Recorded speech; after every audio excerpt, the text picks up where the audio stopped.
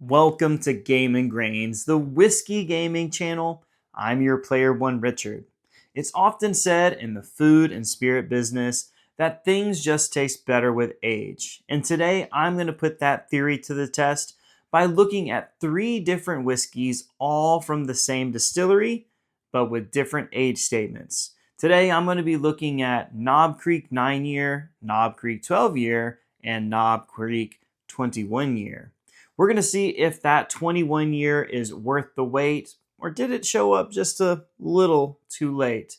So grab your controllers, pour yourself a dram, and let's get into it. All right, guys. Now, before we can dive into each one of these, we need to know a little bit more about the bottle. First and foremost, Knob Creek is under the Jim Beam umbrella. If you ever have the opportunity to go to the distillery of Jim Beam, you will have the opportunity to try out some of the Knob Creek products. In fact, that's how I was first introduced to Knob Creek, was when we went to Kentucky, visited the Kentucky Bourbon Trail, happened to stop in at Jim Beam, and were introduced to Knob Creek. Now, while we enjoyed many of their bourbon age statements, my wife and I fell in love with the 12 year. So we picked up this bottle after the fact. We had bought so many bottles when we were in Kentucky that when we eventually came back home, we were like, hey, we really enjoyed that Knob Creek 12. And so we were eventually able to find it and add it into our collection.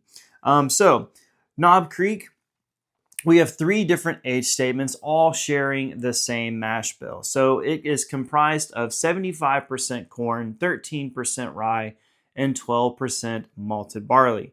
Now, even though these are different age statements, 9-year, 12-year, and this little guy here, which I will tell you a little bit more in a moment about, is 21-year, they all have a proof point of 100. So even though they've had an opportunity to sit in a barrel for those long durations of time, we definitely know that some water was probably added to help bring that proof point down to a nice, smooth 100.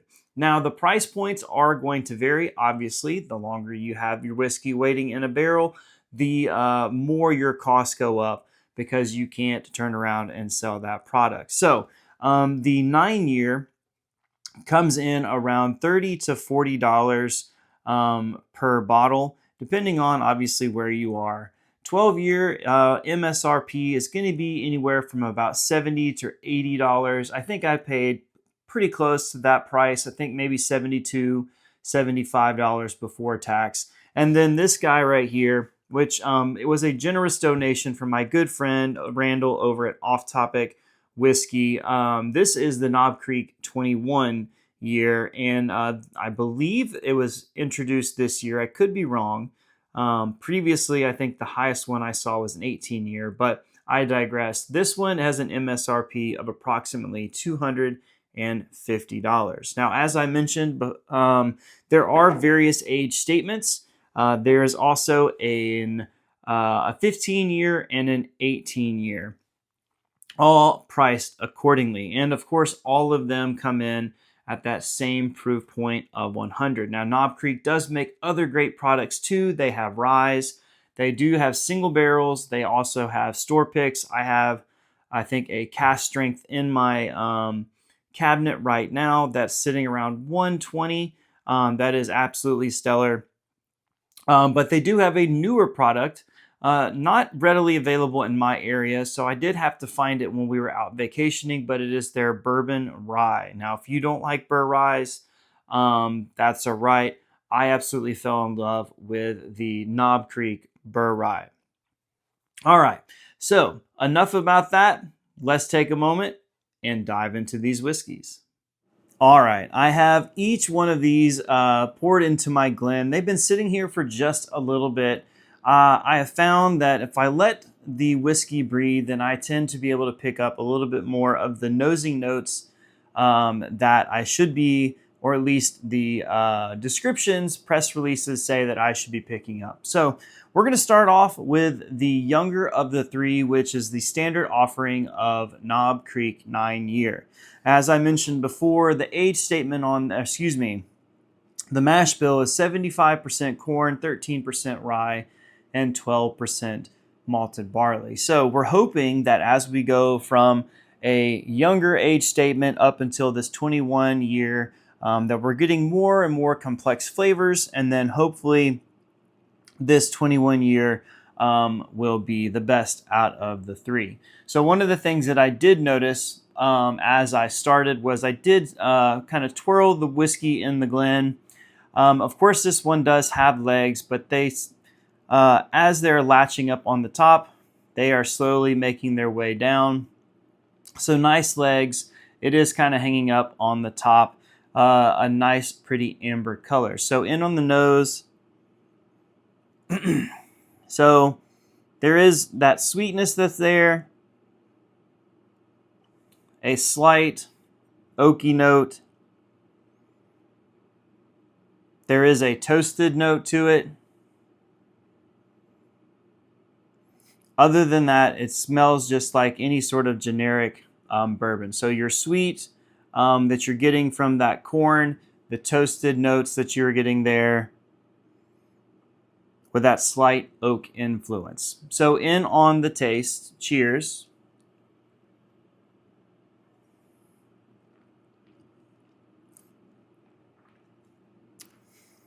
All right, so again, you get that sweet right off the bat.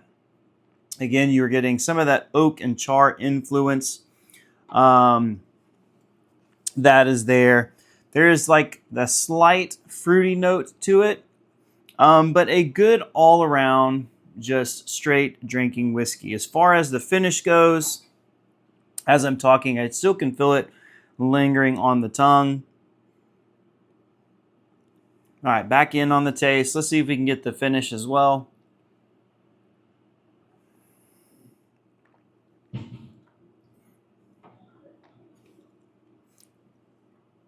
All right, so it sits on the front palate. It is a little drying. Front, mid palate. It does have, now this is my first pour of the evening, so again, 100 proof. Not something, there's no like burn to it, but I do feel like there's a little bit of like ethanol coming off of the tongue. So right out of the gate, great flavor. Great whiskey, I think, for a $30 to $40 bottle. On to the 12 year. So again, you've sit in the barrel for 3 more years than this one right here. So we're expecting a darker color, hopefully some richer, more complex flavors. But it might be slightly muddled because again, with them all being 100 proof, I would imagine that they're having to water that whiskey down for that consistent proof note. So in on the nose, let's talk about the appearance too. So like I mentioned before, with the 9 year, it did have legs. This one at the top, kind of hard to see from where you are. The band that goes around is a lot thicker. And the legs as well seem to be a little bit wider and just creeping ever so slowly down the side of the glass. Now it does have a nice amber dark color to it. So all the signs that you would expect with an older whiskey. So on the nose. Now this one, again, with it being 12 years versus 9 years, with the water down, I would expect something to be a little muddled, but this one is very bright, spicy. Again, that toasted note, but not so much toasted oak.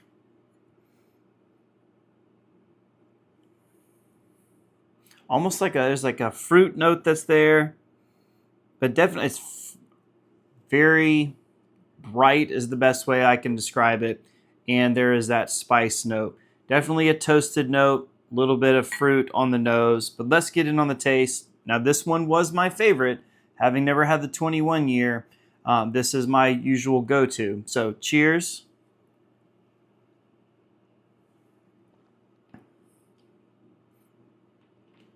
Out of the two, between this one and this one, I love this flavor. Even though I describe this on the nose as being just bright and spicy, it still has that bright, rich, complex flavor to it. But that spice that you get on the nose, for me, is not present or as present as the nose is. Let's get in a taste again for more flavor.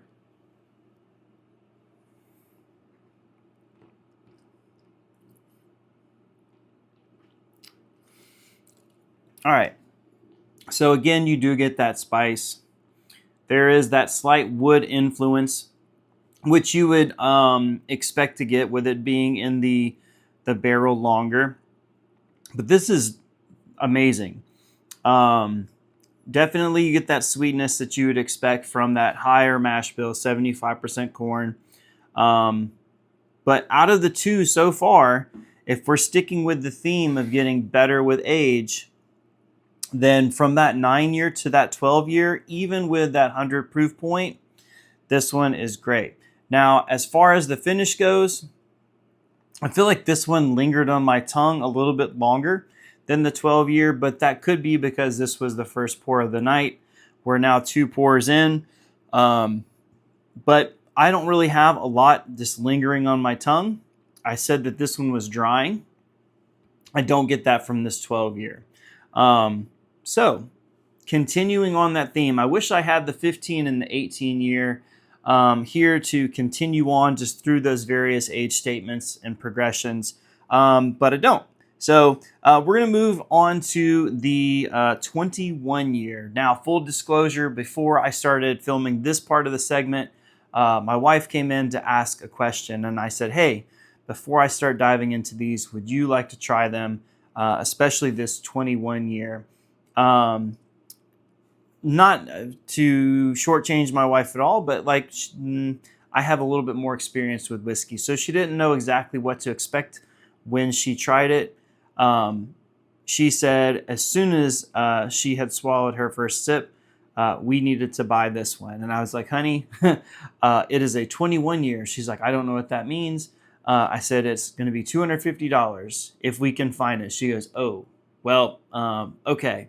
And then as she was leaving the room, she said, if you don't finish that, let me know. I will happily finish it for you. So kind of set the bar high with her. Now, again, sticking with the appearance theme, as I was setting everything up and swirling the whiskey in the glass, it was almost like this was molasses. I mentioned that thick band that was going around with the 12-year. The band that's up here at the top was even thicker, and there's not even legs coming down, at least not right now. Earlier when I did this, I mean, it was just sticking to the glass in these very thick legs, which just kind of speaks to the age of the whiskey. So let's get in on the nose. So where this one right here had a charred note to it, this is almost like not burnt sugar. Definitely like when I think of a caramelized something, this has a deep caramel note. There is that wood influence, so you definitely have that char on the nose, but not as intense as this 12-year. Very subdued, but very definite in the notes that you get. Like with these two, I don't have the nose yet where I can distinctly pick out individually, okay, this is X. With this, the 21-year, I can for sure pick out that caramelized sugar note. I can definitely pick out that buttery note on the nose. I can pick out the char. So, already off to a good start. So let's go ahead and get in on the palate. Cheers.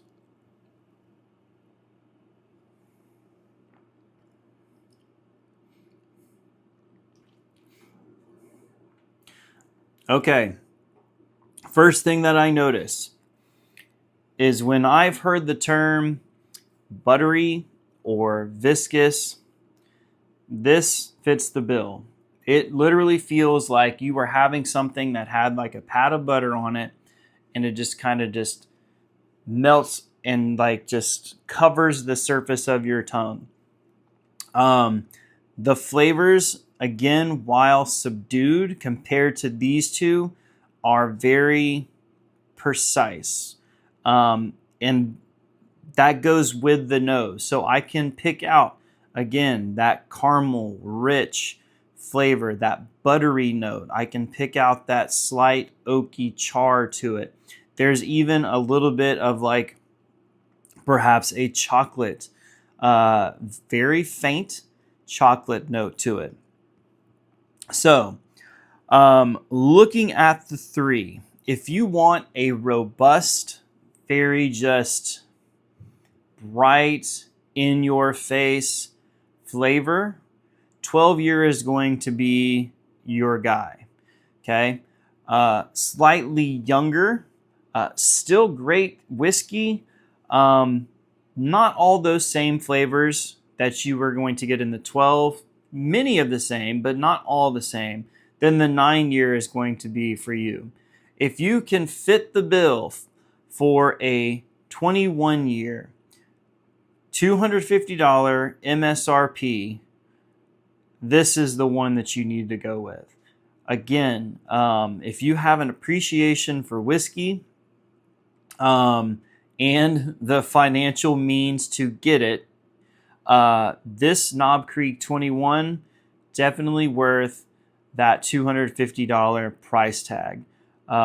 Nice, subtle, everything that you get on the nose, you can pick out buttery, just amazing.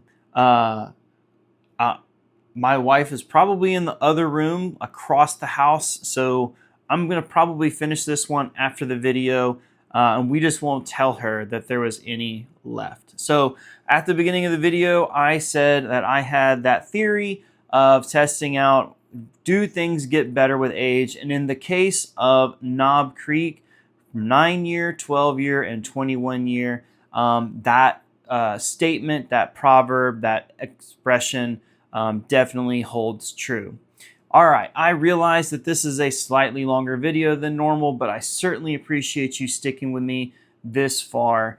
So let's do all the YouTube-y things. Please make sure that you like this video. If you haven't already, please make sure that you hit the subscribe button. I've crossed my goal of 100 subscribers. I'm still working on trying to put something together as far as a way of celebrating, a way to thank you all for hitting this milestone. So if you don't want to miss that, make sure that you subscribe to the channel, have Knob Creek friends or friends that appreciate Knob Creek. Share this video with them. Make sure that they subscribe too. And then finally at the end, if you have had the opportunity to try a 15, 18, or 21-year-old Knob Creek, what is your opinion on that? Do you agree with the theory or that statement of things get better with age? What is your opinion as it relates to Knob Creek? So, all right, again, thank you for sticking until the end. I'm your favorite player one, Richard. Have a good one.